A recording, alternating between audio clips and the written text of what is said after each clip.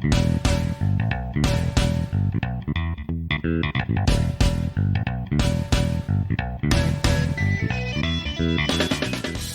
everyone, welcome to the 93rd episode of The Goods, a film podcast. We got a special one today because we have a guest to the podcast. That's someone who's never been on the show before. His name is Gavin. Welcome Brian and welcome Gavin. How are you all doing today? Hey, doing okay, Dan. Glad to welcome somebody new. We're expanding our network. That's right. And Gavin, you're in Paris right now. So Brian and I are on the East Coast, and it's 8:20 p.m. So what time does that make it for you right now? It's almost 2:30. Oh, God. But I was motivated to stay up here at home by myself. Wife and child are not at home, so I'm living my bachelor life. I'm not wearing pants at the moment. So That's the greatest advantage, perhaps, of the podcast format. No one need wear pants. As with all our guest episodes, Gavin, we invited you to select a movie for me and Brian to watch. And now the three of us are going to discuss it. And this is the 1997 film Destiny, directed by Youssef Chahine, something along those lines. That's correct. He's an Egyptian director. Based on my cursory research, probably the most acclaimed of the Egyptian directors. He had one film that seemed to be pretty highly regarded. I forget what it was called, but he had a long career and he passed away in 2008. And again, this film is called Destiny. It takes place in the 12th century. We're going to talk a lot about its setting, its characters. But before we do that, Gavin, why don't you go ahead and introduce yourself? We can talk a little bit about how we met and maybe why you were drawn to this film. Right. Okay. So my name is Gavin McDowell. I guess it might be easier to say how I ran into the goods. I met Dan through a different movie podcast called Alternate Ending. I've been a devotee of the site and its main reviewer for almost a decade, more than a decade now. And I believe Dan was kind of a latecomer in the past few years. And we started interacting in the comments and eventually on the Discord.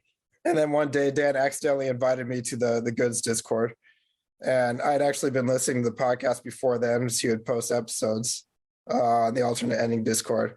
And, I like movies. I like to discuss movies. I like to hear people discussing movies. So there was that. And then there's the matter of destiny. My background is in religious studies, especially biblical studies and Jewish studies. But while studying theology at Notre Dame, where I did my undergrad, I took Islamic studies courses. The professor named Gabriel Reynolds, who introduced me to this movie, he showed the class this movie. And I was just utterly fascinated by it. I don't think I'd ever seen an Egyptian movie before. I'm not sure I've seen an Egyptian movie since then, to be honest. First time I've seen a movie in Arabic. First time I'd ever seen a movie that represented the 12th century. Certainly not Andalusia from say a Muslim perspective, even though Shaheen himself was not Muslim. And about a famous philosopher, Averroes, who I primarily knew from references in medieval Christian literature. So it's kind of my introduction to his life and work. Yeah, that's awesome. It's been fun chatting with you over on the Alternate Ending Discord. And I tell Brian and other people, I just like listening to smart people talk or like reading what smart people write. And I appreciate that you are well educated and smart. And so I was like, it'd be nice to have him on the pod at some point. And you volunteered, so I'm glad. Well, listening to smart people talk is a key theme of this film, as is winning new recruits. Right? Spreading our ideology. Yeah, I suppose. So, welcome aboard. Fewer neck stabbings in the goods philosophy than the ones we're going to be experiencing here. So far. Yeah. And Gavin, you studied at Notre Dame, but you've also studied internationally, including Jerusalem, correct? Yes, I lived for 2 years in Jerusalem, where I met my wife, who is French, and I basically followed her to France. And I'm an American. I was born in Indiana, but I've lived most of my adult life abroad. in various countries that were at war with the British at some point in their history. So that's which is most of them. So I'm also a French citizen. I'm a naturalized French citizen. Lived in Paris for several years before going to Quebec because of my wife's work, and then back in Paris now. Cool, yeah.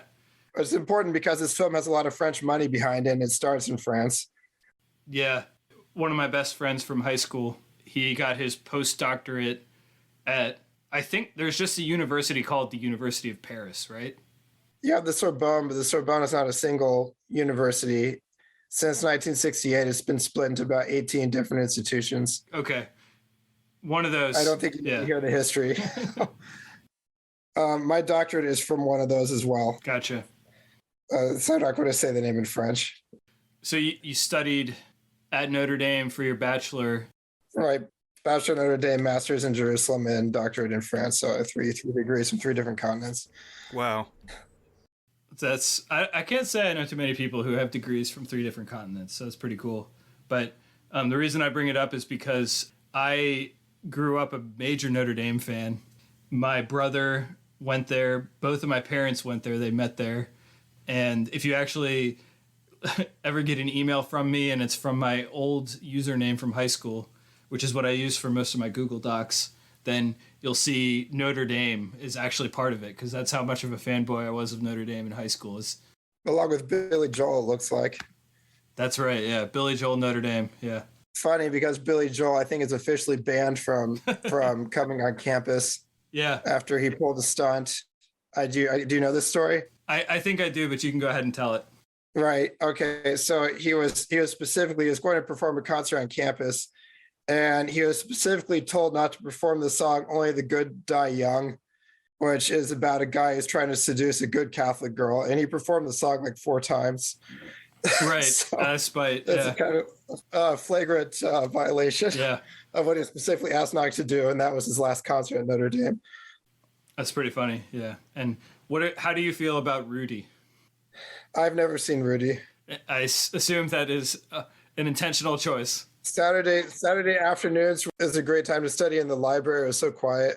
Oh, that's how my mom is. Yeah. So there you go. But I went there during some pretty dire football seasons. So I was there from 2004 to 2008, and those were sad years to be Notre Dame football fans. Oh yeah, that was a rough time. That was kind of the peak of my fandom, was right around then. So yeah, not a great time. But anyways, we have diverted from the topic slightly. So let's talk about Destiny, the 1997 film.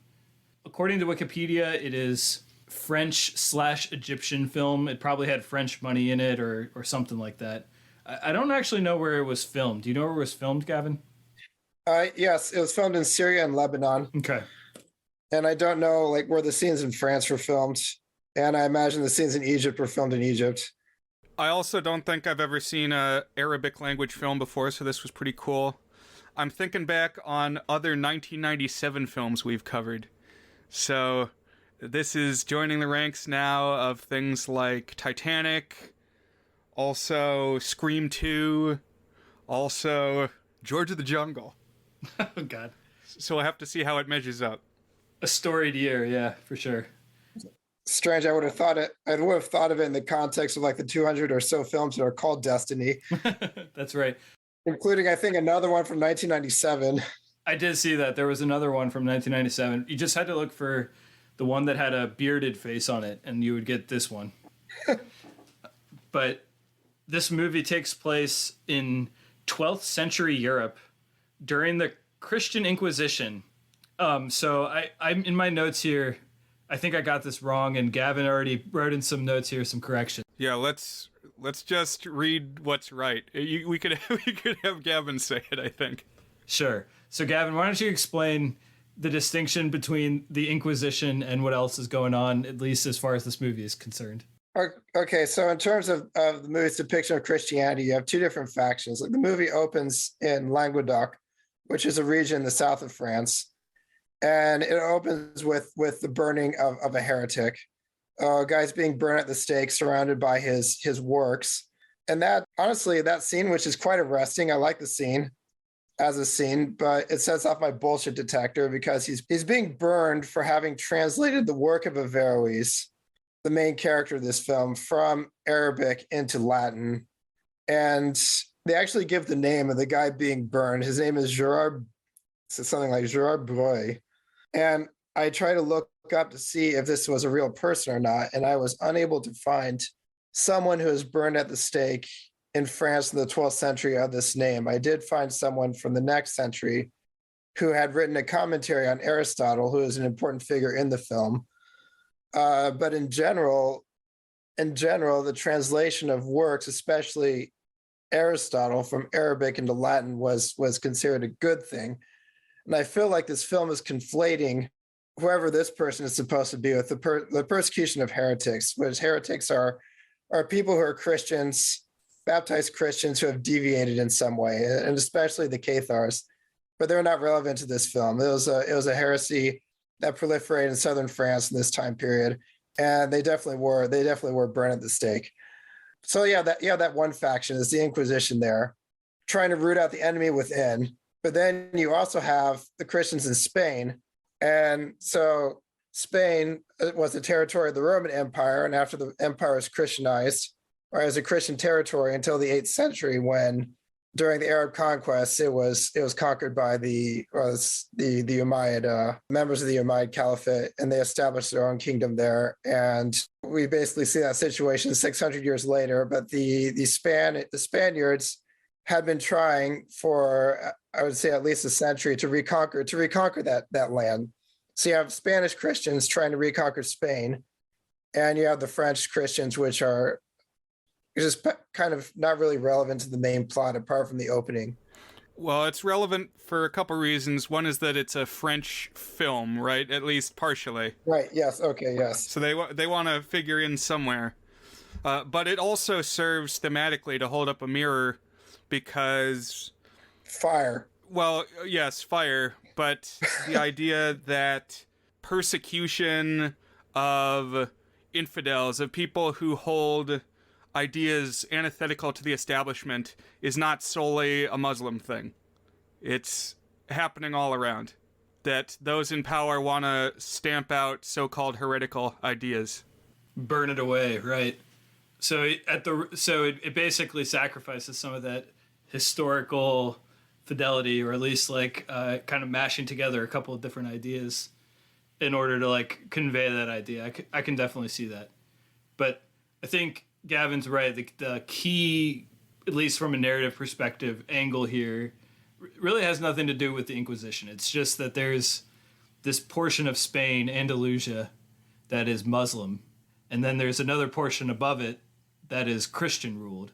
And the Christians are trying to retake that part of Spain, the Andalusia area. So there's a lot of tension there because the Andalusia is kind of on the defensive there. So yeah.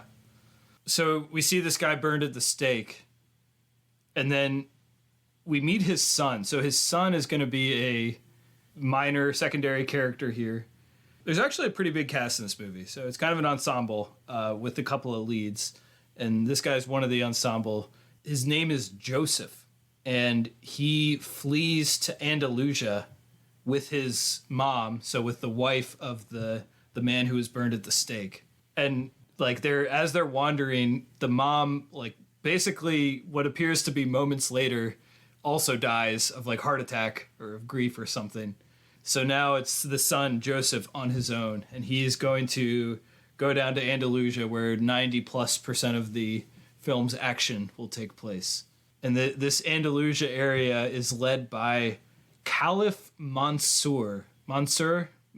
How do you say it? Mansur. My goodness. Well, I would say Mansur.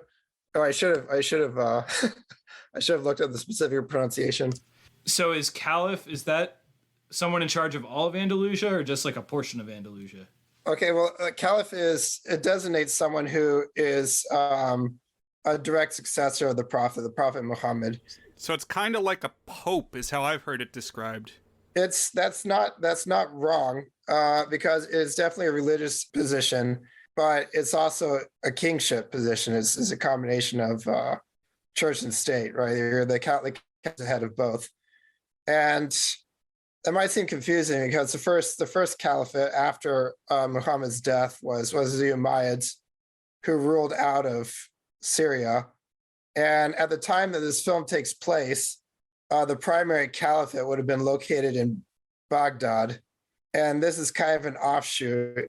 What happened is that the Umayyads were massacred in the middle of the 8th century and replaced by the Abbasids, who continued to rule as the primary caliphate for the next 500 years. But in Spain, which is far away from the center of action, you still had Umayyad rule for several centuries.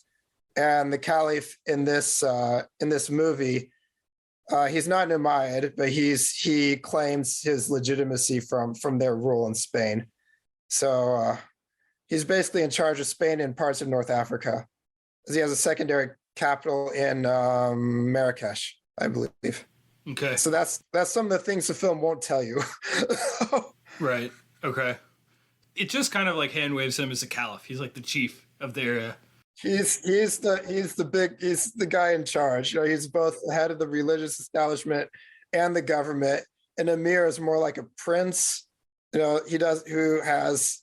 who's part of the aristocracy, but doesn't have a religious position. And a sheikh just refers to like an elder, someone who, I don't know, is venerable in the community and probably has a lot of money. As I mentioned, Sheikh Riyadh is the richest man, is pretty much the richest man in Andalusia. Yeah, so for people just tuning in, people on the outside, this film prominently features a caliph, an emir, and a sheikh. So there were moments when I was a little lost, but it came together by the end. Right. Same, I would say. Although I was still a little confused in who all of the figures are associated with this one offshoot sect that we're going to talk about here in a minute. But the main character, or at least like the central figure, is, can you pronounce it again? Averroes? Averroes. So he is a writer and philosopher, but also the head judge and like the main council of the caliphate, Caliph Mansur. And the Wikipedia describes this guy as a polymath, so someone who was just smart and did a lot of stuff. Right. He was also a physician. He was what? A physician. Oh, wow. Oh, right, because he takes care of... You see him use his skills. Yeah. A next stab guy, yeah. All right, so he studies just about everything, and what I found really interesting, I hadn't heard of him before this week, but he was pivotal in the preservation and the dissemination of the works of Aristotle, because, you know, Europe was going through the Dark Ages and they lost a lot of the ancient knowledge. And so I think probably a lot of people in the Western world don't think about the Middle East's role in preserving that knowledge when Europe was going through its cultural nadir. That we would need to rely on Eastern scholars to preserve Western knowledge. And that theme of the preservation of knowledge and like the nature of way knowledge spreads among people is a core theme of this film. And this character, he's sort of a good vizier, and I feel like we're very used to the evil vizier archetype. Like, this guy's job is the same as Jafar from Aladdin, except he's doing the right thing. He's a good guy. He's got the king's ear in a good way. He's kind of like Merlin, is who I was thinking of, advising King Arthur. Or maybe a little bit like Uncle Iroh from Avatar.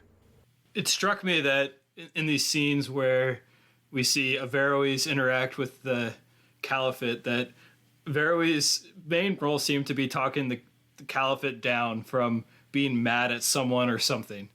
And like being like, you gotta chill out, bro. And using his EQ as well as his IQ. But the conflict starts basically as soon as we get to Andalusia. It's like the scene where Joseph is walking into the streets, and there's this growing contingent of a radical sect of believers. And I found it very helpful. There's a lot of people, and it seems like a decent amount of effort went into making garb period accurate to some extent, or at least making it feel like it's period accurate. So you have like a lot of people are in similar type clothes, but everyone who's involved with the sect is color coded in green. So you knew if you see someone in green that they're to put a simple stroke on it, they're the bad guy. There's a lot of leaders of this group and faces of this group, and that's part of where I started to get confused. But there's one kind of fella who causes a lot of trouble. And I thought he looked like Snoop Dogg, but he's this guy that we see in the first scene. And he's basically like, yeah, we're going to puff up the king some, but only so basically we can get on his good side. It's like they're not actually a fan of him, but they're trying to empower their own sect. Is that where they say, flatter him till he bursts? Yes, I think that's at the beginning. I took down that notes on that line in particular. I don't know why it just stuck out. Another thing that Averroes does that's controversial and that this sect especially doesn't like is he preaches that rationalism is compatible with the Quran. Like studying and learning about the world and doing science can coexist alongside Sharia and stuff. And that's controversial to some, to the fundamentalists. Yeah, so Gavin, one thing that struck me, and I was wondering if you could help me out with this one, is it occurred to me that as I was watching that this sect is never given a name. They're just called the sect. So, like, how would you describe them? They definitely seem like they're on the religious conservative side, but, like, what are some of the traits of this sect? Well, they're definitely, I was about to say fundamentalist.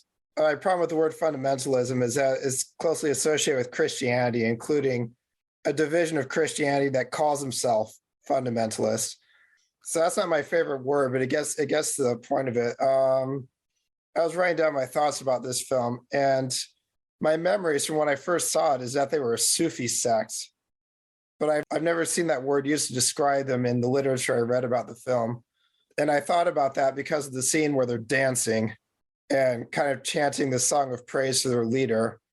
But I don't want to state categorically that they're Sufis, because I don't really think of Sufis as being especially fundamentalist. In terms of the philosophical debates, at the center of this film, which is also something, it's implied something you're supposed to know in advance, they refer a couple times to a philosopher named Al-Ghazali, who was a philosopher who died at the beginning of the 12th century, who had written a book called The Incoherence of the Philosophers.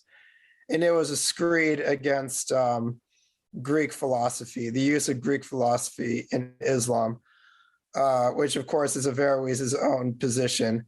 And Averroes wrote a refutation called The Incoherence of the Incoherence. You hear that a couple times in the movie. You actually see a copy of it. And that's the particular reason why they hate Averroes. Ghazali essentially said that things happen in the world because God wills them. So if you set something on fire, it's not a natural law. It's not because of any inherent property in the fire. It's because God caused that fire. Whereas Averroes is of the opinion that there are natural laws. Every time you set something on fire, it's going to burn. It's not God causing instantaneous fires every time. Something like that. That's like the classic example.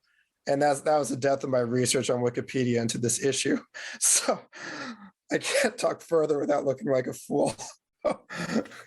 Well, no, that's really helpful, because that actually just clicked something into place for me, which is that I never quite got why they were so anti-Averroes. That's like a thing from the start. So I thought at first it was just that they wanted the power he had, because, he's got the caliph's ear. He's also the judge, as we'll see. And so they were going to target him as like the first political pawn. But it's actually more than that. And we know that there is contrasting philosophies here, but like very specifically they're against his philosophies. They're against this Aristotelianism. He's not the first Muslim philosopher to try to resolve Greek philosophy with Islam. But this was during a heightened period of Puritanism. The dynasty to which the caliph belongs is called the Almohads, who had just taken power in the previous century, like within 50 years of this film. And they were marked by kind of an increase in, we call it Puritanism. It's kind of like fundamentalism, religious extremism, back to basics type stuff. And there was an extreme persecution, especially of the minority religious communities, the Christians and Jews. and a particularly famous Jewish philosopher, Moses Maimonides, actually left. He was born in the same town as Averroes. They were 10 years apart. He left Spain for Egypt to get away from that. So that's more of the historical background for you. I feel like I have to shut up or it'll turn into a lecture. Well, no, it's really interesting because you spend your 2 hours and 15 minutes in this world that I literally know nothing about. And like now all of a sudden some of this stuff is actually kind of interesting and kind of clicking into place a little bit, like with what we see. So I appreciate you bringing that for sure. Two of the other main characters we see here are the sons of Mansur. That's how I'm going to pronounce it. I'm sorry if it's wrong. Did you say Mansur? Mansur. I don't care. Okay, Mansur. So the older son is the crown prince, and his name is Nasser. And the younger son is Abdullah. And this movie, for much of its duration, is kind of for the battle of the souls of these two princes, especially Abdullah, the younger brother. Because Abdullah, we see from the start, is in the midst of kind of finding his identity. He kind of like doesn't really know what he believes yet. It's almost like a teenager phase. I think we're supposed to think he's around like between 18 and 20. But kind of I associate it with what you think the typical teenager being is that he is hanging out with whoever's around and like trying on different identities. But he definitely has some like rebelliousness to him. We get a little monologue from the Caliph early on that he's mad that, Abdullah doesn't seem to know what he's doing and he's always getting up to trouble. And another thing we learn about Abdullah early is that he is in the midst of a sexual relationship with a young woman who is identified in the film as gypsy. I know that term has fallen out of favor. I guess Romani is the term now. Would you say that the people identified here as gypsies are Romanis, Gavin? Yeah, Romani or Roma. I don't know if there's a preference between those two. And in an early scene, we see, so Averroes, he's got like a whole group of followers, and they're generally who we identify as the good guys of the film. Averroes' clan. And there is a guy, a singer in this group named Marwan, and his wife is a dancer, and he dances with them. And I think it's like dancing is a contentious thing because obviously dancing is sex always, and I think that contrasts with the philosophy of the more conservative sect is like you shouldn't be dancing out in public and singing and celebrating music. It was my mom so I don't think I said this yet. I watched this at a beach house with a lot of my family. I'm actually at a beach right now. And so I had family around. I watched it with my brother Will, who's guested on previous episodes of The Goods. And we also had other people watch on and off with us. And my mom watched like 5 minutes and she said, "Is this kind of like medieval Footloose?" And there's at least a little bit of that. It's not exactly that, but like this group of people who are very anti-dancing, not for the same reasons as Footloose, of course, but... I haven't seen Footloose. Are you sure it's not the same reasons? Well, in Footloose, it's maybe at its core, it's the same reasons. But Footloose, the community has banned dancing because of after there was a big party, someone died in a car accident while drunk driving. So there's like a specific basis for it. But I guess you're right. It kind of is the same thing because it's all about like a more puritanical culture. Yeah. So I had exactly the same thought. I've described this film to others as medieval Footloose. The prohibition of dancing, well, first of all, they're not just dancing and reciting poetry and listening to music, they're also drinking. And every one of those things is forbidden in Islam. That's, though you have, first of all, I think music in some of the hadith is formally prohibited. So if you have an extremely strict interpretation of Islam, you can't have music at all, much less dancing. Alcohol, of course, is banned. And I think there are passages in the Quran where they go on a tirade against poets. So these are, it's not like in Footloose where it's just some inciting incident that happened in recent memory, as this goes back against an interpretation of religious law. Though again, the fundamentalist sect, they're okay with dancing as long as it's for a good cause, right? As it's directed toward their they're a mirror and restoring the purity of the faith. So you're potentially more knowledgeable about this, but I did read a little about the relative permissiveness with regards to alcohol in different sects of Islam. And it sounded like historically, like in the Middle Ages, the upper class did partake. Like, technically there's a restriction against it, but, you know, like the laws of Leviticus and all those other things, there are situations where certain things are overlooked. But it also said that it was like wine would be a poetic symbol. Like, wine equals passion in literature. And it was kind of an open question how much it was actually used or whether it was just a poetic device. And I thought that was kind of interesting because I thought there was like a hard and fast rule, even to this day, that nobody in the Middle East could have alcohol. But it sounds like it varies from country to country. Like Iran, makes sense, is very strict, but other places not as much. Well, I'll say this, that the Quran, I believe, does permit wine, but in traditional interpretation, it's eventually applied to all alcohol. And of course, you know, in extremely multicultural societies, even in the Middle Ages, I mean, people, obviously there's a tradition of Islamic music, and of course people in Iran before the revolution drank wine, you know, and more, you'd be surprised that people don't always follow the letter of the law of their religion. But of course, in a fundamentalist circle, you know, drinking, absolutely not prohibited, music, highly questionable, and so on. So a couple of thoughts on this segment, the dancing and the music. So first of all, Marwan, he's the singer. We labeled him while we were watching him. We labeled him the people's champion. He was the favorite. He's got a charisma on screen, and he does a lot of badass stuff. To the extent that badass things happen in this movie, it's typically Marwan doing them. And he's also like a really good singer. And I looked it up. He was a musician as well as an actor, apparently, the guy who played him. I don't have the name right here. And I liked it whenever this music came on, because this is like a really talky movie in general. And so anytime you had something that would like kind of broke that up and had a little more energy to it, I thought that was fun. I wish there was more music. Like, I wish this was a full-on musical. Oh, interesting. You think that would have worked? Something I was wondering about, as I said, I've never seen an Arabic language film. There are some kind of musical numbers in this. Like, there are times when everybody stops and they sing and they play instruments, and it happens multiple times. But I also was thinking it never fully tipped the scale into what I would think of as a musical. But I wasn't sure. Like, I wondered if this was the convention similar to like a Bollywood or other Indian film where there's a certain amount of music that's expected without necessarily making the film a so-called musical. Honestly, I wouldn't know. I'd have to watch, I guess I'd have to watch more Egyptian films. I had the exact same thought. And like, the one thing that I do remember being told before we watched this film is that you weren't allowed to depict people kissing in Egyptian films, and that's obviously not correct. Not in the case of this film, as you do see some premarital kissing.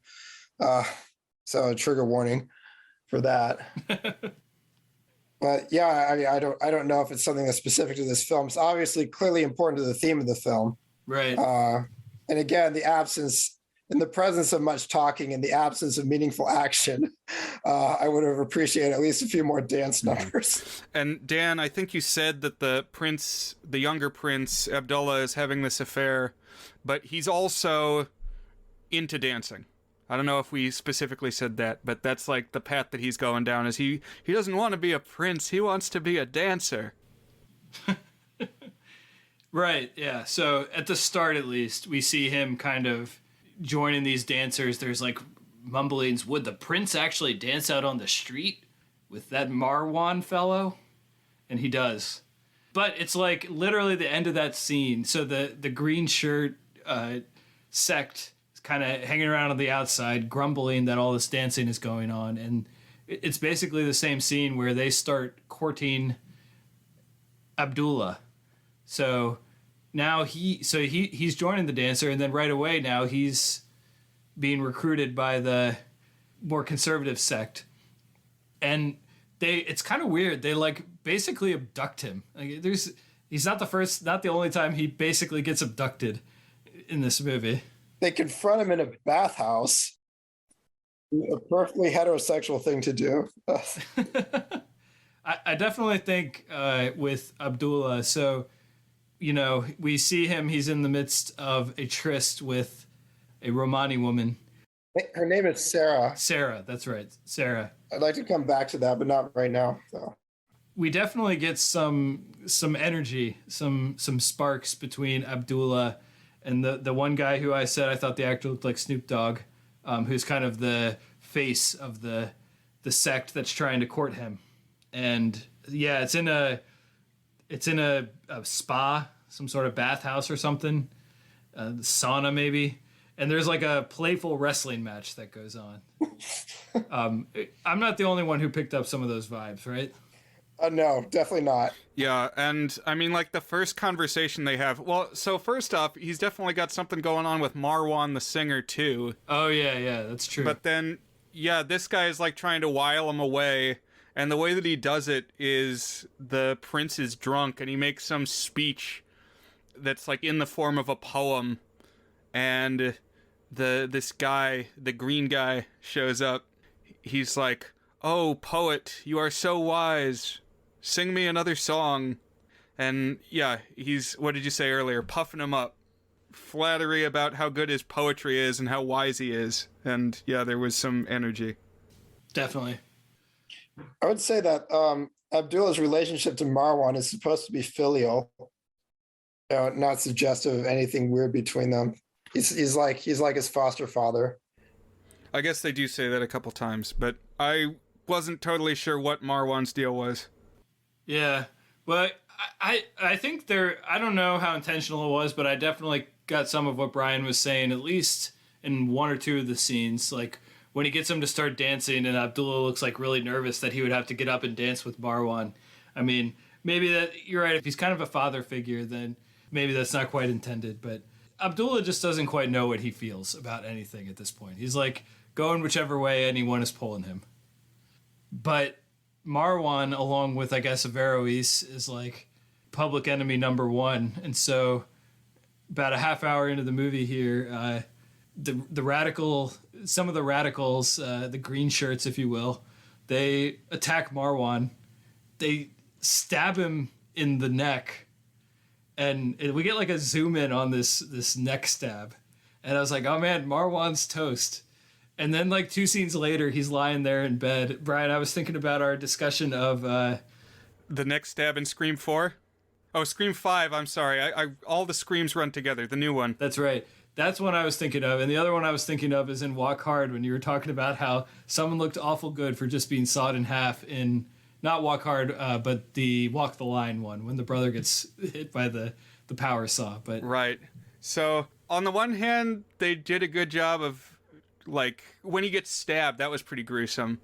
And then when he walks in, like, he is starting to recover, and he walks into the room, and he's got this raspy voice, and that was pretty grueling. But, well, a couple things is that, so, Averroes, he's good at everything, and he goes into the room with the neck stabbed guy and heals him, but we don't see how he does it. And he comes out and he talks to the other family and the people around, and he says, "It was wise that you brought him to me with the knife still in his neck, for if you had removed it, he would have died." But I was like, well, what did you do? The knife isn't in his neck anymore, so how'd you do that? It happened off screen. Maybe he had some sort of medicine or like quick bending sauce. I don't know. Probably not sauce. You wouldn't call it that, but I have it written in my notes that right about this scene, there's a close up of one of the girl's breasts. Did either of you notice that? The time I noticed boobs was there was like a point of view shot, and I don't remember who it was, but it like cut to him looking intensely, and then there was a chest shot. I think it was probably Nasser entering. I think like the first thing it switches to, I guess it would be Averroes' his daughter Salma. Okay. Close up of her boobs. There's definitely in there. Yeah, because by the end of the movie, they do end up together. Spoilers. So I guess that could have been it.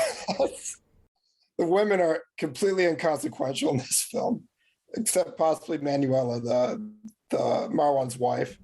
Yeah, I think she plays a pretty big role, and like there's that scene towards the end where she casts the pivotal vote. Right, to let Nasser run it. We'll get there, but yeah, she definitely has some agency. She's it's true that the women don't have as much to do as the men, for sure, though. I think, and I think that's a reflection. I mean, I don't know, but just based on what I would guess medieval Andalusia to be like, I'm guessing that's at least somewhat a reflection of the times and the culture. So this neck stabbing is kind of the catalyst for the conflict that will ensue, because Averroes, he's, I didn't explicitly use this word, but I think he has a more liberal view of Islam, the way that he kind of preaches it and the way that he counsels the caliph, more inclusive. He's chilling with the dancers, and he basically spares the assailants' lives. He says he's the judge, so he can say what their punishment is. And he says they get to go, how long do they have to stay in prison? Is it 5 months or something like that? I think it was 5 years. 5 years. And the caliph wanted the death penalty. Right. And so this is kind of planting the seed for conflict between Averroes and the caliph. And we're going to see the caliph, he's going to kind of become the useful idiot for the sect.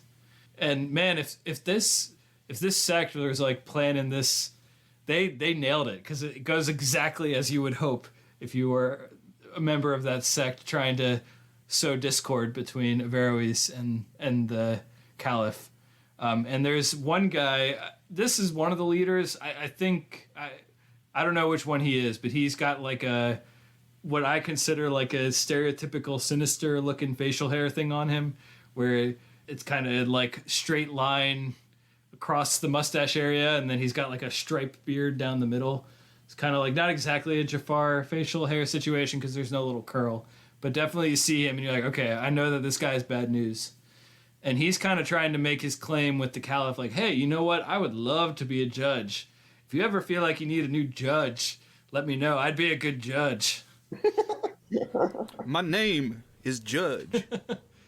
We were talking Arrested Development today at the beach house, but I had trouble keeping track of this guy, because I think what happens, he's like the main antagonist is a guy named Sheikh Riyad, and I think later the guy that you're talking about is kind of like the being the merciless look. Ooh, that's a good pull. Have you seen Flash Gordon, Dan? no. You got to watch that one. Okay. You saw the movie. It was like he's conspiring with Sheikh Riyad against Averroes, and I believe his specific job is to basically coordinate with the Christians who are about to attack.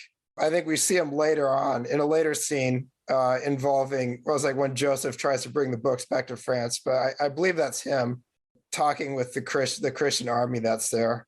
But otherwise, I kind of lost track of him after this scene. I think that's such an interesting theme in history of collaborationism. Just the idea that you'll side with your enemies because if they take over, they're going to put you in a position of power. Because, like, how long do you expect that to last? It just, by its very nature, seems like a tenuous thing to do.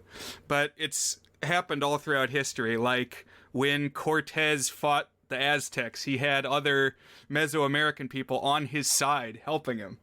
Because they didn't like the Aztecs either. Interesting, yeah. I thought it was interesting that, like, the sect was making all these moves. It's like they always looked like they were one step ahead. I mean, maybe you're right that would have ultimately been a bad situation for him.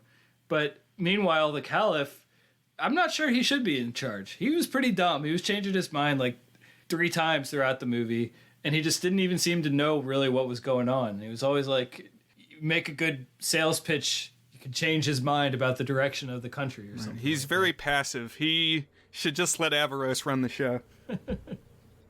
I mean, the caliph he's a fool. He's consistently portrayed as a fool.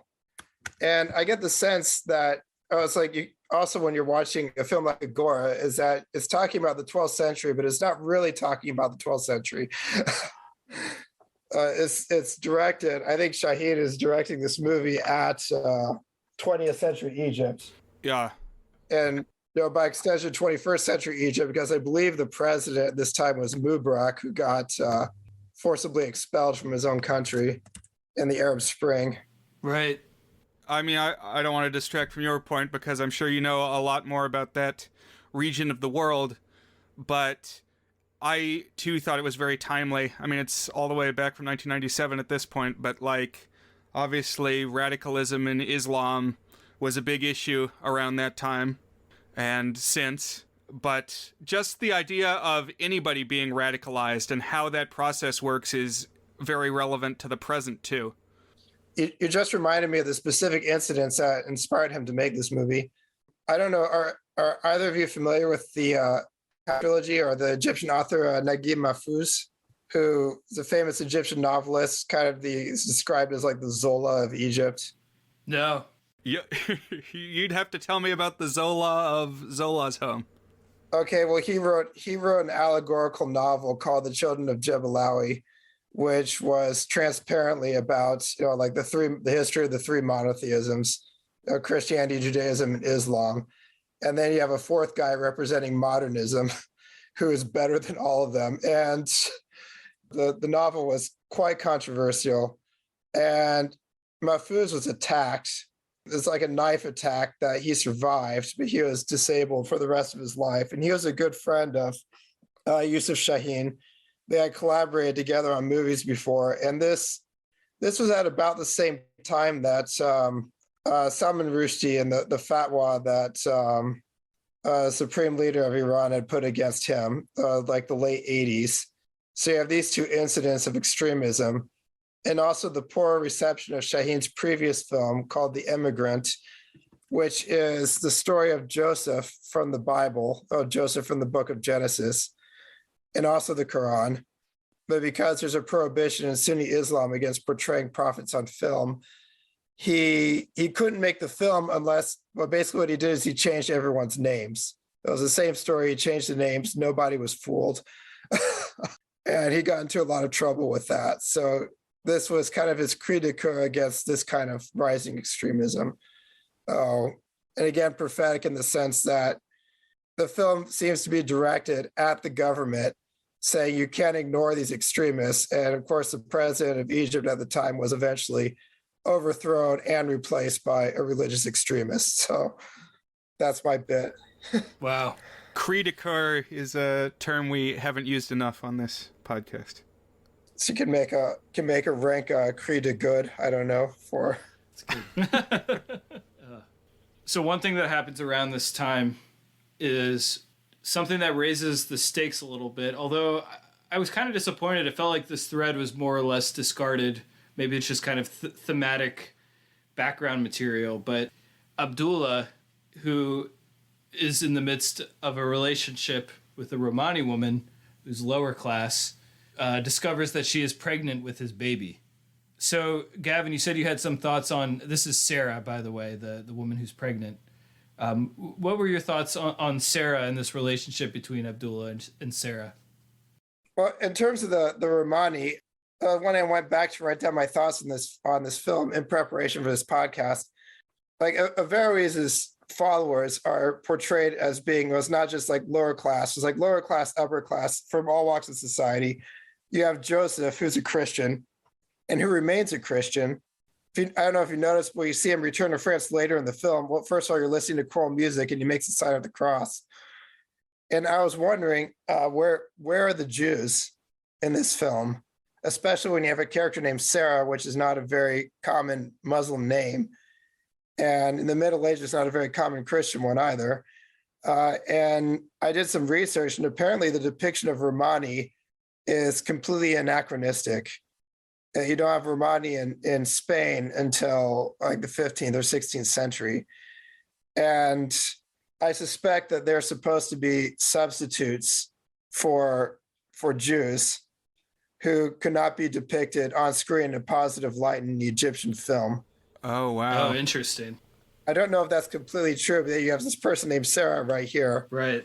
But her pregnancy it's a plot device because it's supposed to show that Abdullah still cares about his adopted family. But that's what I wanted to say about Sarah.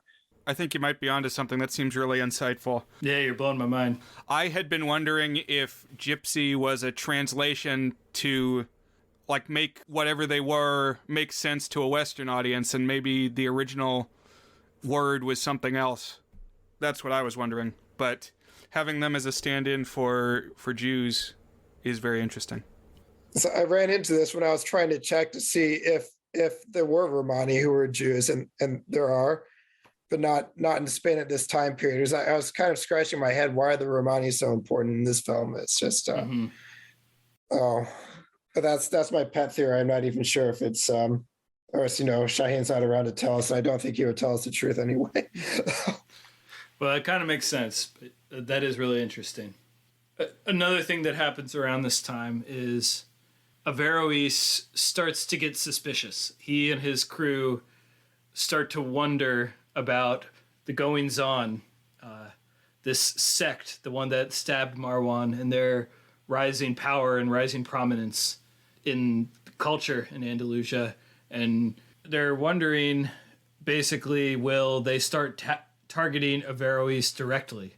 And Joseph, the guy who's the son of the person burned at the stake in the very first scene, he has this, I guess, flash of inspiration that he should go hide all of Averroes's writings, and he goes and hides it in the cellar just in time, because literally the next scene, the house of Averroes gets burned down, presumably targeting Averroes and Averroes's writing.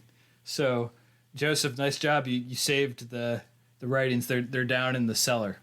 And this kicks off the thread of the second half of the film, which is Averroes and his followers determine that they need to make copies of Averroes's writings and spread them out across the world so that they will persist even after Averroes is gone.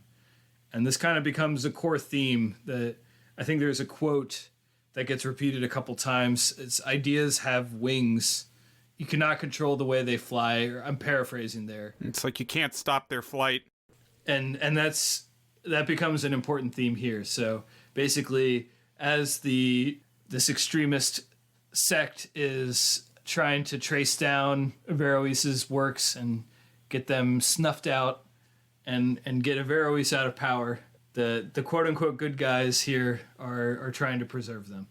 So Gavin, one thing I was curious is, like, how much did this ring true to you as something that could have hypothetically happened in the 12th century, or was it simply a thematic piece to speak to audiences today? About what exactly? I guess the threat. I don't know. It's like in the 21st century, the notion, like, once something's written and it's on the internet, obviously it's not truly immortal, but like it's out there. The idea, the thought that like somebody could have written stuff and that just basically disappears if they're a prominent person, is just not a realistic thing. But I guess that really would have been a threat in the time of papyrus. Right. Well, this movie really drives home how precarious the transmission of knowledge is without media to disseminate it widely. As we think about like the printing press, how that revolutionized our ability to reproduce knowledge quickly. Here you needed to have people write stuff out by hand and have to defend it from the elements.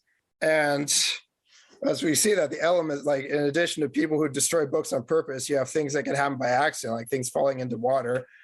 I know my own personal research, I read about the history of a manuscript that was blown up in World War II, or, translated to a safer place and then a water main broke, or things like that. Or you have very famous books for which we have one manuscript that just happened to survive. And that's what I think about when I watch this film. I think about how lucky we are to have books. As you think about every ancient book, like Aristotle himself, the only reason we have Aristotle is because people kept transmitting him, including, people like Averroes and his Latin translators who translate Averroes into Latin. And of course, the Greeks at the same time, Greek Christians, we still have Aristotle in Greek. Every book we have from the ancient world still exists because some medieval person thought it was important to keep it. Well, one of my favorite podcasts is called Hardcore History. It's hosted by a guy named Dan Carlin. And something he has repeated in multiple episodes is the concept that an idea is a contagion, like a disease. Like all of history is the spread and containment of these ideological bacilli. And, you know, he talked about like the Russian Revolution and how the Germans actually sent Lenin into Russia because he wanted to start a revolution, and they're like, okay, we'll give you money to accomplish that. And that knocked Russia out of the war in World War One. But like my favorite episode of the whole podcast is one about the Reformation. That was what Martin Luther kickstarted, right? Yes. The schism, and how the printing press played such a role in that now everybody could form an interpretation of religion and pass their ideas around, and that led to the whole house of cards starting to fall apart.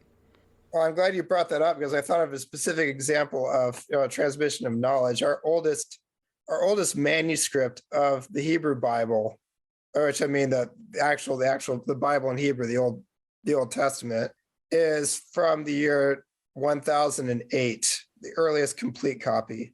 And we have, of course, citations and other works of literature. And well, it's like the oldest. There was an older copy from the 10th century called the Aleppo Codex.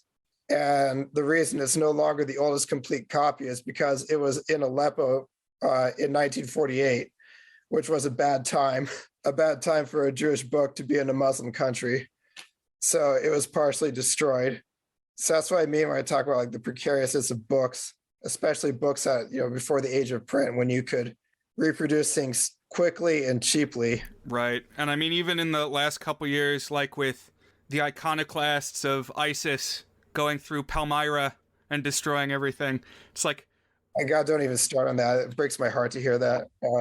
Wow, that lasted all the way up until now, from like, I don't know, was that Sumeria or something? It was like the oldest possible civilization, like older than Egypt. And it's like, well, not anymore. Like, even when you are actively destroying culture, the Dead Sea Scrolls, which are our oldest manuscripts period of the Bible, fragmentary, of course, some of them have started to deteriorate simply because we moved them out of their hiding place, as they were in ideal conditions to be preserved for thousands of years. And just exposure to the sun or to the elements, some of them have become unreadable, unfortunately, and we have to rely on photographs now. I think about that with regards to the mammoths that they dig out of the ice, too. It's like, every time that happens, they talk about how, soon we'll be able to drain out the DNA and use it and have mammoths running around. It's like, well, why don't you keep them in there until we're ready then? What if we dig them all out before we figure that out? Jurassic Park, but mammoths, yeah. I don't know. Or like in The Thing with the stuff in the ice. Yeah. We were talking about John Carpenter today, which will come up at the end of this episode here, Brian. But anyways, so they're making these copies of this text, and as you mentioned, Gavin, Joseph. So he was, again, the guy from the beginning. He leaves with a copy, a set. It's like he's kind of wearing it around his shoulder. It's probably about like 20, 25 books or something. And he's going to go bring them. I guess he's trying to bring them back to France, which is where the movie started. Yes. And that's correct. So we see him traveling, and my brother Will, especially, I was watching with him. We were just kind of laughing at Joseph's attempts to get them out. He's canoeing, and he canoes over a waterfall, and then he's like, oh, here's another waterfall, and he tries to hang from a tree, but he drops all the books in there, but he saves one that's apparently like the most important one. I forget which one that was, like one particular text. Probably the commentary on Aristotle. Yeah, they keep placing emphasis on the Aristotle book. Right. And then he brings it all the way to France, and then they open the book, and he's like, uh-oh, well, I guess the ink smeared. Oh, that's too bad.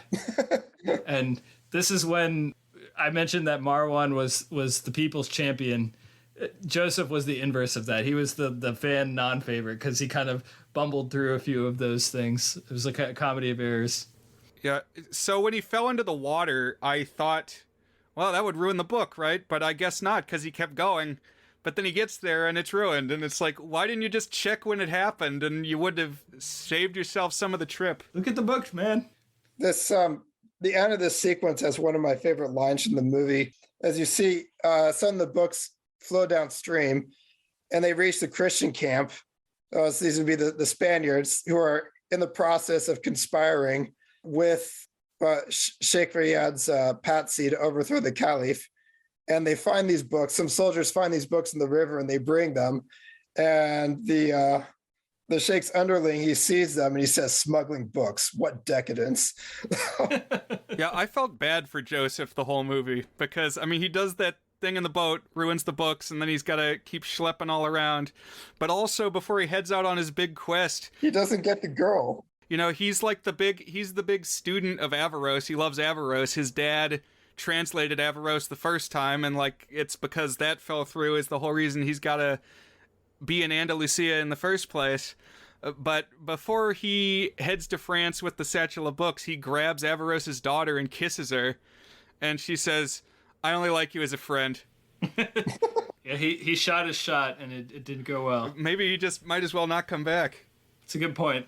He persisted. That's the one thing you can say about Joseph. Even if he doesn't have game, either on the boat rowing front or the lady front, he persisted. You realize that he has the same name as the director? Interesting. I didn't think about that. It's like a James Cameron, John Connor type of thing, except less flattering. So right around this time, Abdullah, he's the prince. He's getting spied on by Marwan, and I guess the whole team, Averroes' team, and they see that he's like being indoctrinated into the sect. And when Marwan sees this, remember he's the people's champion. He's gonna have none of it. He flies in there with his horse right after making love to his wife. I'll add. Yes. Flies in there with his horse. I really like that they're spying on the, like, Taliban camp, whatever you want to call this group, this Al-Qaeda insurgent guys in the Green Rangers. Tommy. Marwan and the girl are spying on them using this telescope that Averroes made, and I like this kooky gadget thing. It looks like something from Gilligan's Island. Yeah. Or it kind of looks like a bong. It's made out of like a bamboo pipe and this big fishbowl full of water. Well, one funny thing is I watched this with my brother, and before, like literally an hour before we watched it, we had A Bug's Life on for my daughters. And in that, there's a similar thing where Flick, the ant, he has a gadget where he has a leaf and he puts a bead of water in it so that he can use it as a telescope. We're like, it's the Bug's Life invention, but now it's in medieval Andalusia instead of in a tiny little island in A Bug's Life. Wow. So we thought that was funny. I like that though, yeah. I want to draw some other parallels between Bug's Life and this, but maybe that's something for another time. I don't know. I feel like the idea of somebody striking out on a journey, I mean, maybe that's just the nature of narrative itself, but I've had Bug's Life on the mind recently. Oh yeah, so Marwan, he drives in, and this is the second abduction of Abdullah. I guess the first one wasn't really an abduction. They just kind of approached him, but they grab Abdullah like mid-indoctrination, and he has a knife. I forget who he's threatening to kill, but he's doing the thing where like, come any closer and I'll kill him. And then he runs off with Abdullah, and they bring him to, I guess it's Marwan's place. I don't know. It's like, but wherever Averroes' followers are, and tie him up and like try to talk sense into him. And this is right around the time that Nasser, so he's the older brother of Abdullah. He's kind of a minor figure in the first half of the film, but he becomes more important here in the second half of the film. And he and Abdullah have an argument over the way that their kind of philosophies are diverging. Because remember, Abdullah had been kind of along the more liberal side at the beginning, but he's definitely gone down the path of the green shirts, the Green Rangers, as Brian called them. And so we get the second song and dance number here, which I know Gavin was excited about because he wanted this to be a full-on musical, where we see the song and dance going on, and then we cut to Abdullah, and he's like losing his mind. I love this shot of him standing up with the chair kind of still tied to him and trying to break out. And I think it was on purpose. I'm actually not sure whether or not this was on purpose, but it was not clear to me whether like the song and dance had brought him back to the good side. Like, oh yeah, I actually love song and dance. Or if he's just getting more and more angry about it. And he like rips off. Right. Well, that's definitely what they're trying to make you think, because even the dancers are like, it's working, we're winning him over. But yeah, he like rips off the cables and he's like, you all are going to hell for your dancing, or some variation on that. So I thought that was a fun scene. I really liked the actor for Abdullah, actually. I thought he brought good ambiguity and good energy. I was always fascinated what he was going to do next. Good old ambiguous Abdullah. Yeah. So now after all this, because part of Marwan grabbing Abdullah is he had to confront the sect again. And so, they're already anti-Marwan, but they're especially anti-Marwan now. And they approach him once more in the streets, and it's another assassination attempt. And this time, the sect finishes the job, courtesy of that one guy who's kind of the face, the guy who I kept calling as we were watching the Snoop Dogg lookalike. And he throws a spear. Man, he gets I was thinking of Space Jam when Michael Jordan stretches his arm and is able to dunk it from across half court. But here it's like a spear being thrown from all the way down the road. No stretchy arm in sight, but it was a good shot, and it gets Marwan, and this time Marwan's down for the count, and my brother Will was going, "No, Marwan!" So I was trying to think, what are the deaths in this movie? I think this, other than the burning at the stake at the beginning, this death of Marwan is the only major death of the film. No, there's Marwan's assailants. The ones that are condemned to 5 years in prison, they later find that they've been. Oh yeah, that's right. It looks like a suicide, but they've been silenced. They've been murdered to prevent them from talking.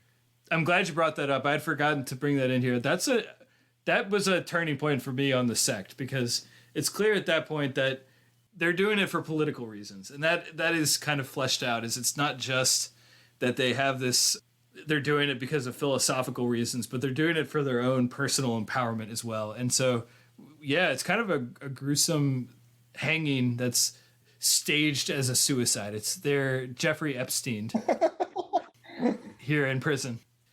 And so as this sect is kind of gaining power here in Andalusia, Averroes is facing a crisis of confidence and purpose, and why am I even bothering writing if lunkheads like these are out in the streets stabbing people and wooing the son of the caliph and all that? What's the purpose of everything that I do? And he eventually decides to resign from the caliph's court, although it takes him a couple scenes to finally pull the trigger on that. Also, meanwhile, Nasser gets in the political game. So he gets courted by the sect, but also by the Spanish Christians, basically doing what Brian was talking about, hey, we'll help you get in power if you help us out, from getting it from different sides here.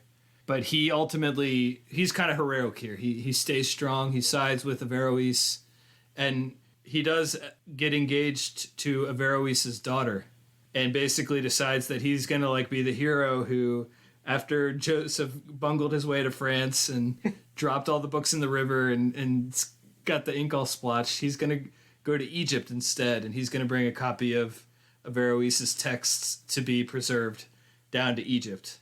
And so we get this segment where Nasser, the older son of the caliph, goes to Egypt after, as you mentioned, Brian, after he gets the heart of Averroes' daughter. But at first Averroes is no, he's the stereotypical dad I'm not going to let my daughter marry him. But the mom talks him into it. And so he gets engaged and he goes to Egypt.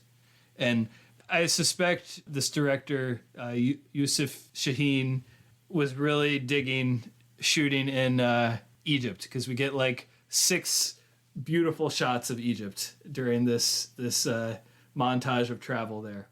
Right. It made sense when I read that this was a French-Egyptian film, because prominent representation of both France and Egypt when you might not necessarily otherwise have those. Right, and as the story would dictate. So yeah. It felt very self-congratulatory for me. He said that this, poor Joseph couldn't get the books to France, and we don't actually see him succeed. even though historically I can say that Christians in Europe did read Averroes in Latin, including Thomas Aquinas, one of the major Christian philosophers. So then you have his books transported to Egypt and to a philosopher named Al-Razi, who makes some offhand remark about, well, I don't agree with Averroes about everything, but it's nice to have copies for our library. And they're very prominently displayed, all the books. The irony is I think Averroes is actually more influential among Christians in Europe than he was in the Islamic world. Oh, that's interesting. It's funny you mentioned Thomas Aquinas.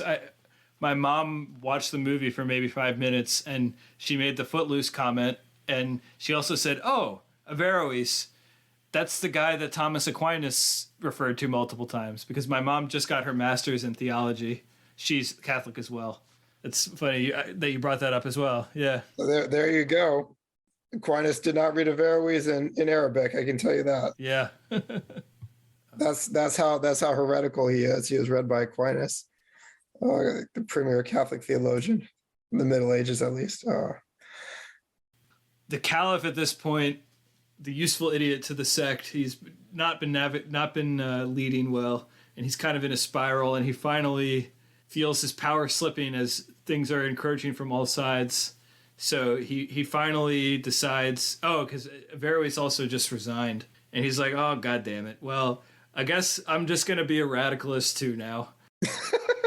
I'm going to go with the populist appeal of the radical sect. And basically he's like, all right, Averroes is out.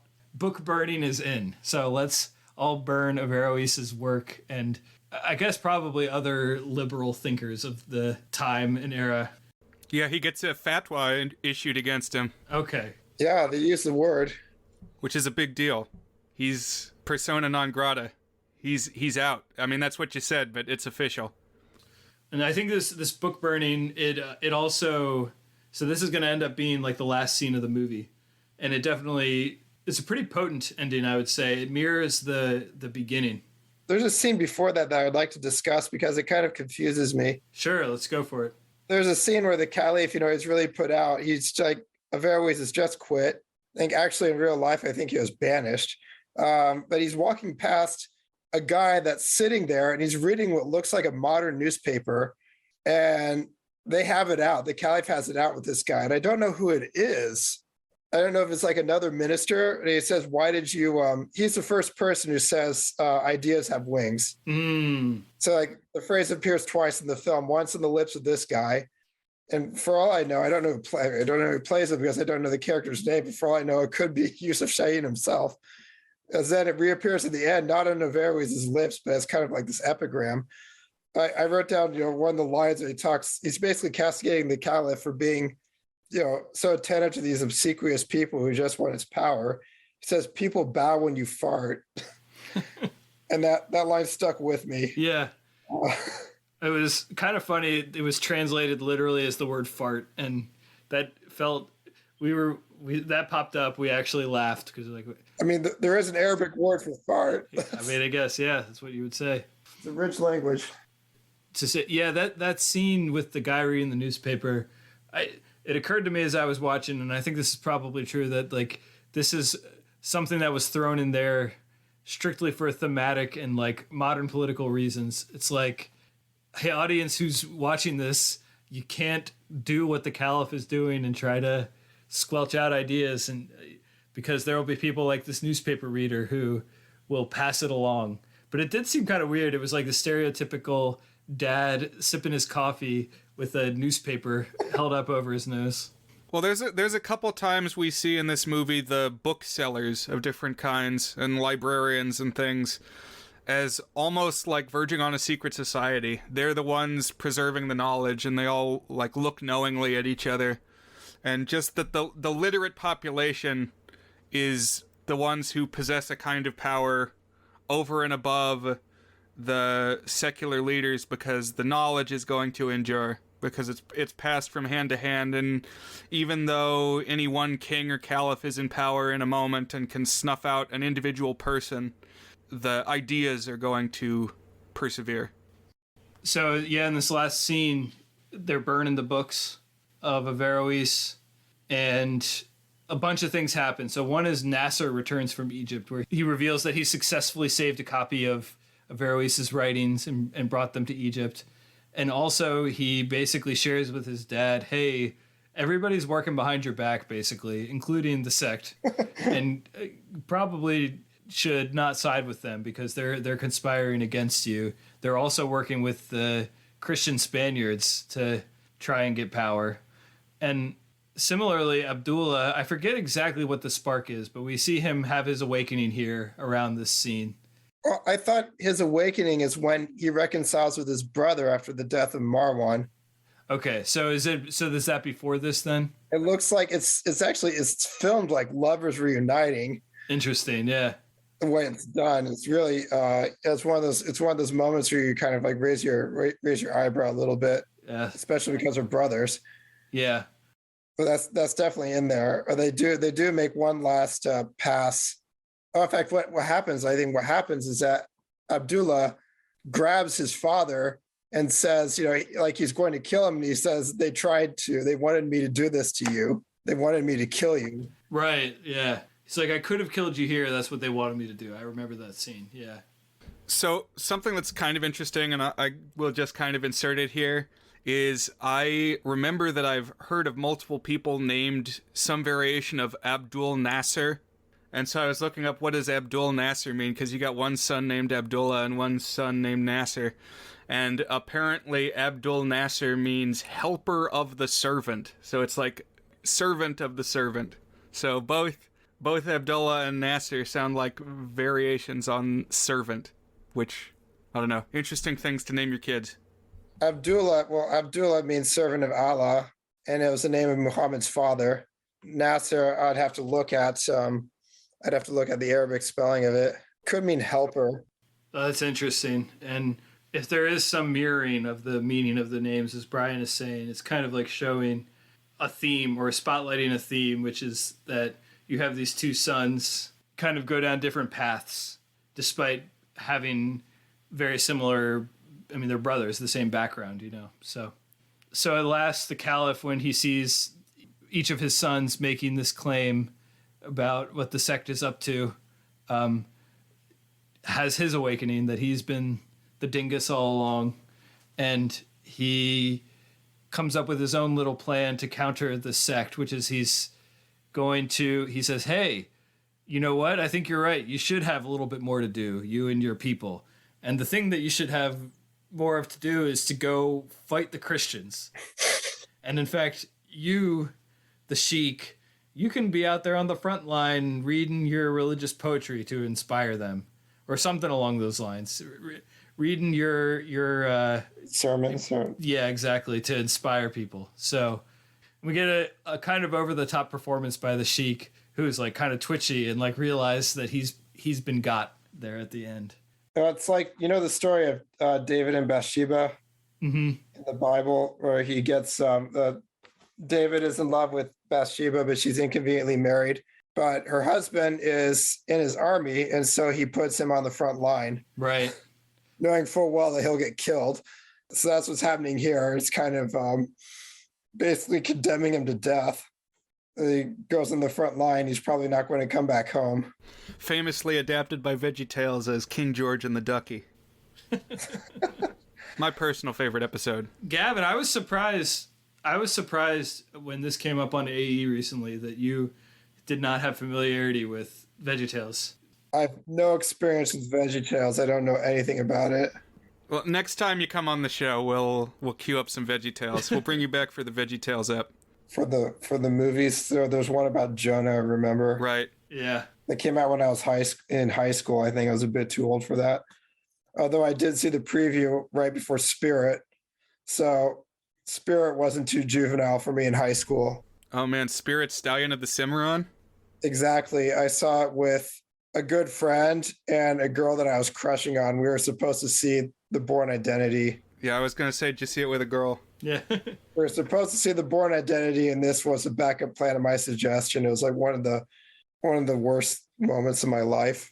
And afterwards, my friend and this girl started dating. Oh no, the worst. And I was just, I lost on all counts there. Joseph moment. Exactly. Yeah, I felt very much like Joseph in this film. In a moment of things coming full circle, the movie Spirit, the trailer uses the music from Rudy in the trailer. So Okay, it's good. I've never seen the movie, but I've seen the trailer multiple times. And Well, the movie sucked.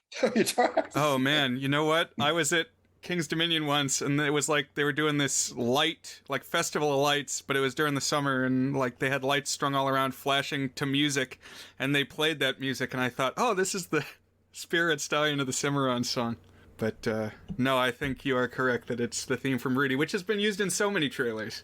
I know it's inspirational tune like that you can use anywhere. Ba ba ba, ba ba ba ba ba ba. Mm-hmm. But let's bring this thing home. Yeah. So the movie ends with Averroes also finding some renewed purpose, some new inspiration and clarity. Now that he sees that his words have indeed been spread, he does have a purpose for all the writing and thinking that he does. And the last shot of the movie is we kind of see the huge bonfire in the background. And we see again that epigram, ideas have wings, no one can stop their flight. And Averroes tosses one of his books over his shoulders into the book burning fire because it doesn't matter if the book burns, his ideas have already spread. So I was wondering what you guys thought of this ending. It always struck me as a little flip. Yeah. It seems like it's a comic ending for like a very serious situation. But how else are you going to put a happy ending on this? To me, it was like, well, you don't want me here? Well, screw you, because I'm big in France. Like Jerry Lewis. Yeah. And that's how Destiny from 1997 ends. We did it. We got through Destiny. Not that was necessarily taxing to get through Destiny, but no. So let's talk some things we liked, some things we didn't like, maybe some of our reactions or thoughts that might not have made it in here. So I'll share one thought, which is that I thought there was a lot of this movie that was just like not visually very interesting. It was just like medium shots of people talking. But there are some pretty cool interior shots that have like interesting compositions that like bring out the unique architecture.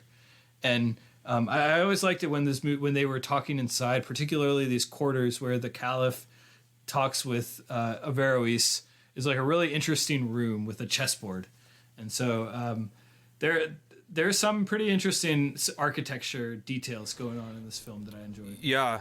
There's this scene at nighttime when it was almost dreamlike. There's like this chanting happening, and there's this long take of a handheld camera going through the halls of a castle. And it goes on for like a solid minute. And I just really liked that shot. It came, I don't know, like 45 minutes in, and early in the movie, I was feeling like bored and confused a lot of the time. There's a lot of people to keep track of. But as it went along, it won me over. Right. I noticed that was a really unusual shot too, because we had almost no handheld prior to that, and it was just kind of striking. Definitely the director, adding just a little bit of like spice and experimentation into what he was doing there. Gavin, what are some reactions? You said you had some notes. What are some things you want to share or reactions you had to this film? I was thinking about why I like it. I'm sorry, I had some thoughts. I had some more thoughts about the ending. If I could share those right away. Oh, yeah. Go ahead. Sure. I guess what's beyond the ending is when you actually look at the lives of the people after this film ends. The film takes place in the year 1195. And you know that because the Caliph al-Mansur is returning from the Battle of Alarcos, which took place in that year. So like he dies in 1198, the Caliph. Averroes dies in 1199, I believe. So they're about to die. Nasir takes the throne, and he loses a major battle against the Christians about a decade after this film ends. And that's like the turning point in the reconquest of Spain. That was like the beginning of the end of Muslim rule over Spain. So there's like everything's about to get worse for everyone in this film, and that's kind of a bummer. Interesting. Yeah. So it's like the end of American Graffiti, Brian, where they kind of have this sort of happy ending, and then it ends with a text that like two of the characters would die over the next year. It's like things would not get better for this despite the ostensible happy ending here. Oh man, randomly, I want to give a shout out to the new documentary on Disney Plus about George Lucas. It's called Light and Magic, about the creation of Industrial Light and Magic and all the special effects projects they've done over the decades, and it's great. But there's some discussion in the first episode of American Graffiti, because basically that's how he got his money to make ILM and make Star Wars. So I guess to stay on topic, the things I like about this film, the first thing that sticks out is the music, honestly. I do like the musical numbers. I wish there were more of them. There are several images that stick out for me, and all of them, I think, involve fire. So the beginning, despite dubious historical accuracy, I think it's a very effective opening. See the guy burn at the stake, and you have the statues in the church kind of staring down in judgment at this heretic, and you see the bishop slowly getting dressed and then giving his blessing. You mentioned the handheld shot in the castle. The thing that sticks out most for me is right after that, when you see them dancing, and especially when you see the emir standing with his hands outstretched over the fire. I think that's my favorite shot in the whole film. Oh, interesting. Because of how unnerving it is. It's something that stuck with me, all these years. It's the one thing I remember about it, like the one image that I remembered from it. And then, of course, you have the fire that burns down Averroes' house and the fire at the end. My memory of this film, as you talked about, there are lots of medium shots for a film that's allegedly an epic film that is kind of disappointing, but I did think it was, very colorful. I like the costumes, and I like that it's a film of ideas. You don't have a lot of films that have a philosopher as the main character. And I compared it to Agora in that sense, which is also kind of a swords and sandals. I mean, it looks like a swords and sandals film, but it's not. It's a film of ideas. But at least Agora had like a big action set piece in the middle. Have either of you seen that film? No, haven't seen that one. Oh, I probably shouldn't spoil it. Yeah, there's a scene in the middle where things are people are tearing shit up. You don't really get that here. That's the one thing I really kind of dislike. I remember the first time I saw it, I was very upset there wasn't a battle scene between the Christians and the Muslims, but also there's no thematic reason to have it. Right. The other movie I was thinking about was El Cid, which is... I actually haven't seen it. But it's about battles that he was having in Andalusia. Right, so that would be the other side, from the other perspective. Yeah. The Christian perspective. You get medieval battles in that one, though. Right, of course. I like the fact that it takes place in the 12th century. How many movies take place in the 12th century? I don't know if El Cid, I don't know when he lived. It must have been about the same time. Yeah, pretty close. We have the Third Crusade going on at this time. They actually refer to it in dialogue at one point. So you have Kingdom of Heaven. It's happening in some other part of the world.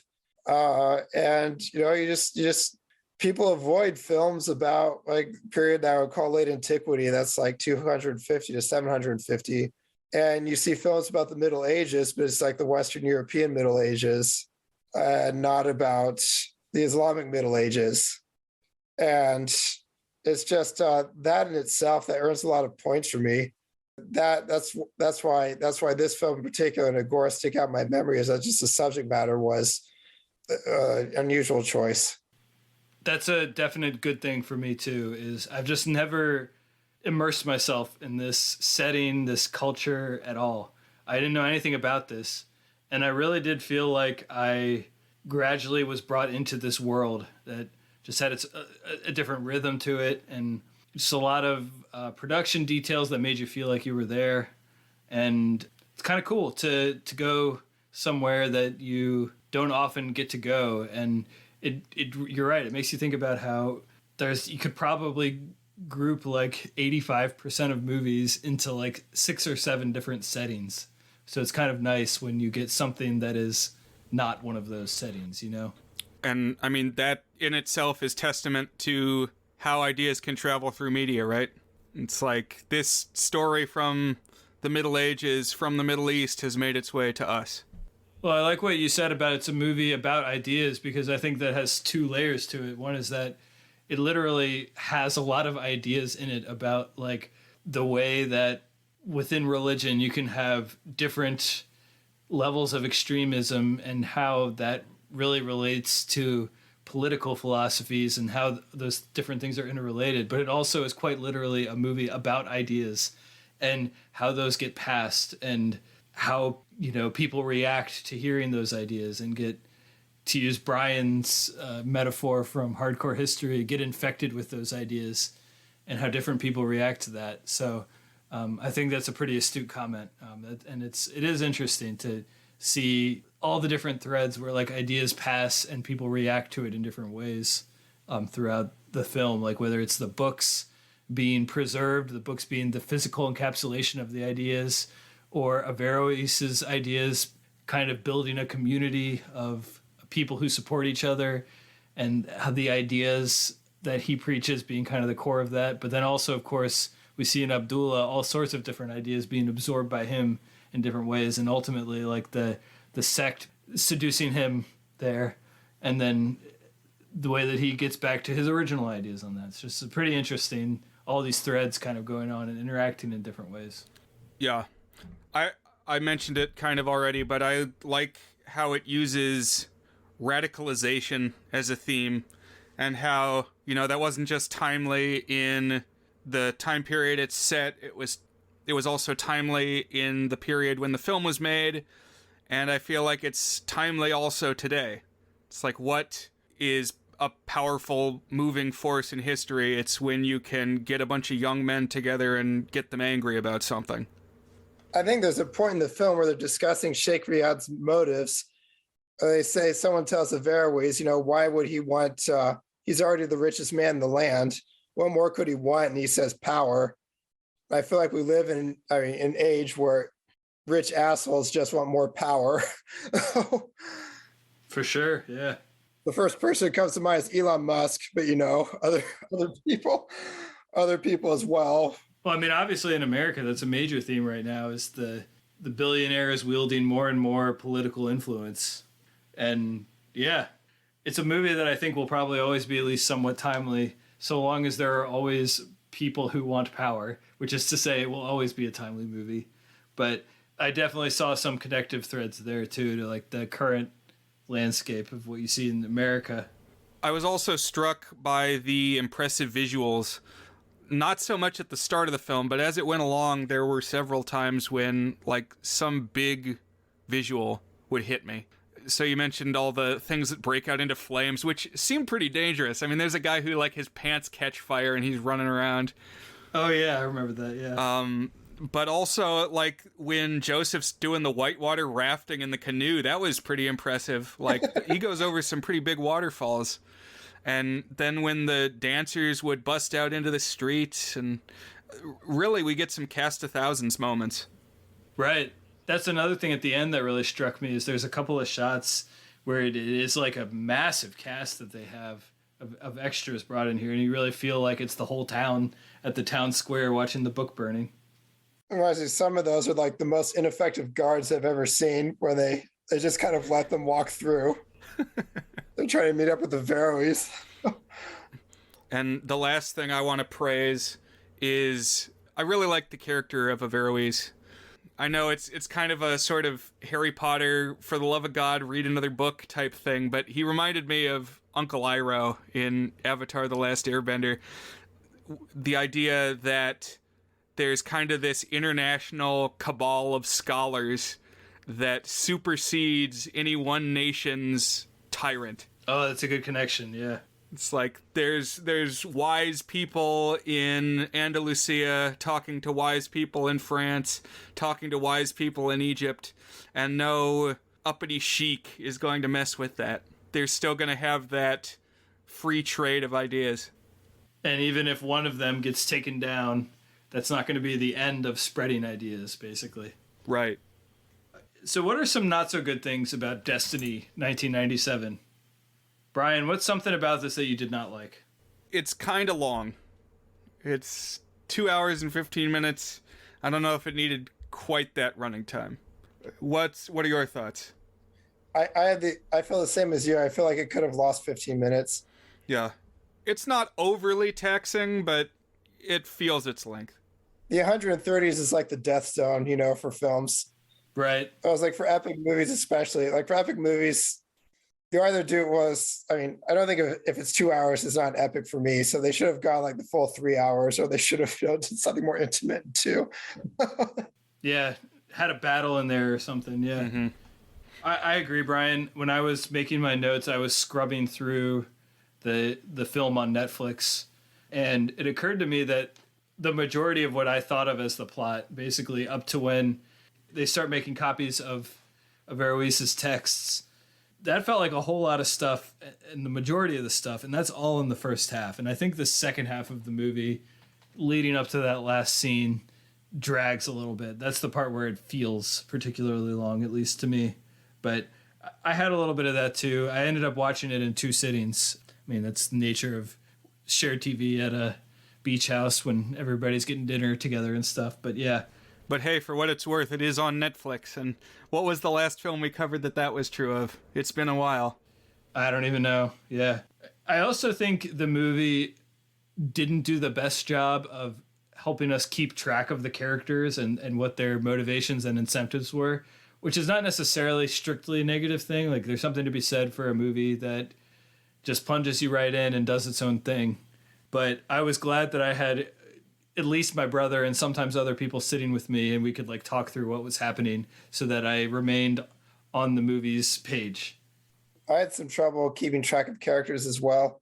Part of that is a difficulty with face recognition. So I think I conflated Sarah, the daughter, the Romani daughter, with Averroes' own daughter. Sometimes we're seen sitting together. Right. So when Joseph, kisses her, I was shocked. Yeah. So I thought he was making a move on Marwan's, very pregnant girlfriend. And then I was confused about that for a while.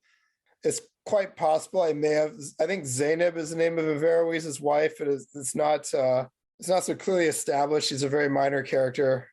And I still don't know who this newspaper guy is, or if we saw him before. Yeah, if I were script doctoring this, I would have streamlined the characters a little bit. It's a busier cast than it needs to be. I really felt that with the sect. It's like, I mean, you want it to feel like a big movement, but there's like 5 characters of note who have overlapping purposes. I know there's one named character named Borhan, and he's the guy who always keeps messing up. And I know that from the dialogue. Say, Borhan asks a stupid question, in the classroom to try and trip up Averroes. And apparently he's also there during the dance sequence. I don't know what the guy looks like. I just know there's a character named Borhan. Oh man. But, some of that's probably on me. Well, you've seen it 2 times and it was formative on you. So if you are having trouble keeping track of the characters, then I think that's a testament to the film. Any other not so good things that anybody wants to shout out here? No, I'm getting close to the point where I'm ready to rate. What about you, Gavin? It's a scene where Averroes they're leaving town and he's moving the couch with his wife. And he's like, hey, do you remember this couch? This is a couch that we first had sex on. Oh, yeah. And part of this film, a film that celebrates philosophy, but also celebrates, the simpler pleasures in life. I don't know if I needed to know that. Right. Also, when Marwan decides, when they're scouting out Abdullah and they decide to have a quickie, I thought for a second that was going to be consequential and that Marwan would get away. And he doesn't. It's just there. Yeah. I thought that too for a second, because it does. He's like, hey, you want to go canoodle over here? And then it like does a dramatic pan to the telescope. And I was like, oh, he's going to miss it. He's going to miss it. But no. Oh, right. No, yeah, it goes back to the telescope. And nope. They get it done in time and he's still there for the Emir's reveal his face day. And of course, it's just some dude that we've never seen before. It's supposed to be dramatic. I don't know. Yeah.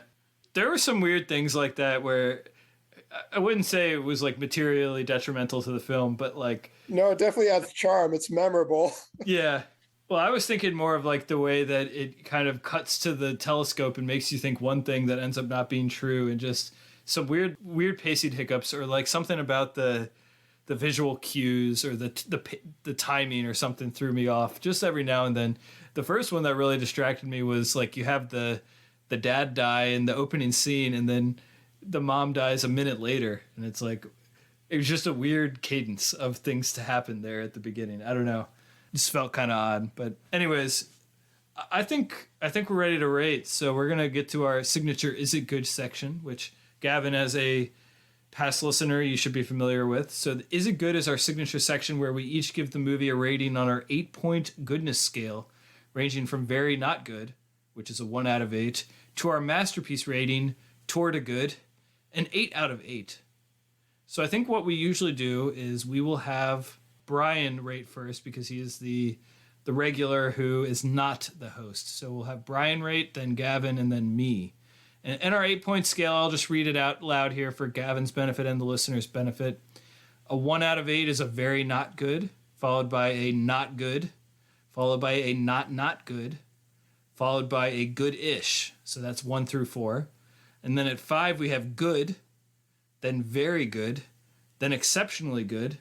Then up at the top of 8 out of 8 is toward the good. So, Brian, is Destiny from 1997 good? All right, so this is one that rose in my estimation as it went along. For a while, I was thinking it was going to fit comfortably at 5 out of 8, which is kind of the default rating I give to foreign films I find artfully made yet inaccessible. Like, I feel for one reason or another I don't really understand it. I'm distanced from it. But I am going to give this one a 6 out of 8, a very good, because as it unfolded, I was won over by the grandeur of some of the visuals, and I really did like Averroes' character. Just the wise advisor. I want to know more about this guy. This was a historical personage who was new to me, but he seems pretty cool. Where are you at, Gavin, as someone who's seen the film before? Right. So first I have to adapt to your strange 8-point scale. And the only way I can do that is by thinking in terms of Roger Ebert's, 4 stars, which is actually 8 points, just, with a half-star system. Right, that's helpful. Well, think of it. So part of it is that this is a film that's sentimental. I saw it during a formative period in my life. And I feel like realistically, it should be around 6, but I have to give it a 7. This is a film that's very important to me. I like to spread the gospel of this film. I like to introduce new people to this film. And I've seen it, 2.5 times, 3 times. So I like it. I like it a lot. A lot of it is kind of a novelty factor. Maybe if I'd seen 40 Egyptian films before this, maybe if I had seen Shaheen's other films, it would have made less an impression on me, but that wasn't the case. That's an exceptionally good, a 7 out of 8. Exceptionally good, yes. So I am going to come in at a 5 out of 8. Not much to say differently from what either of you had to say.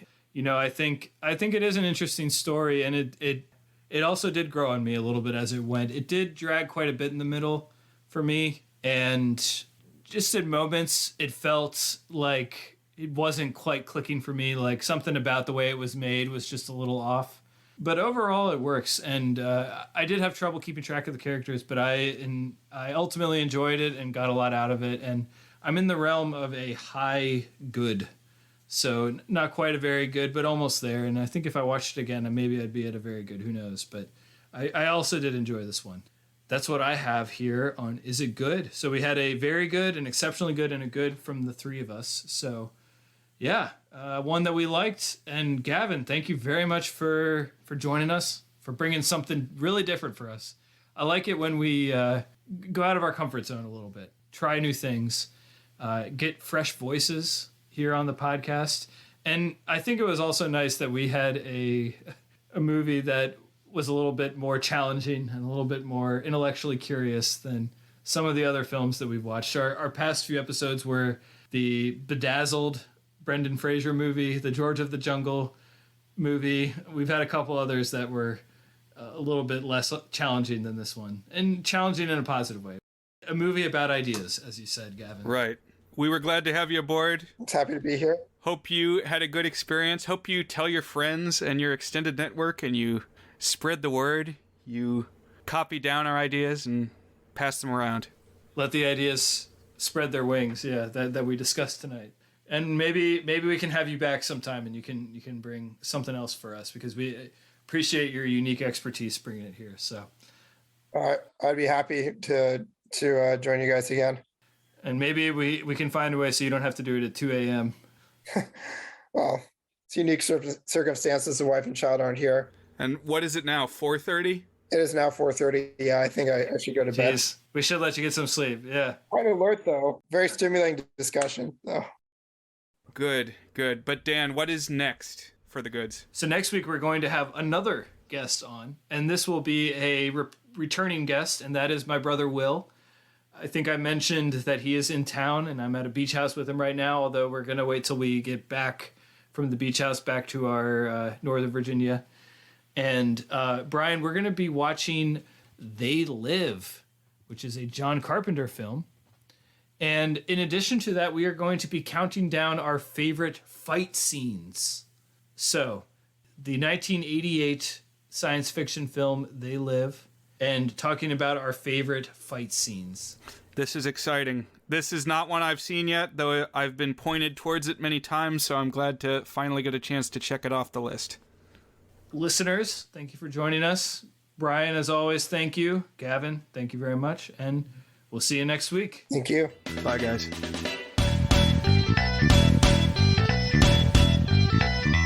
Thank you.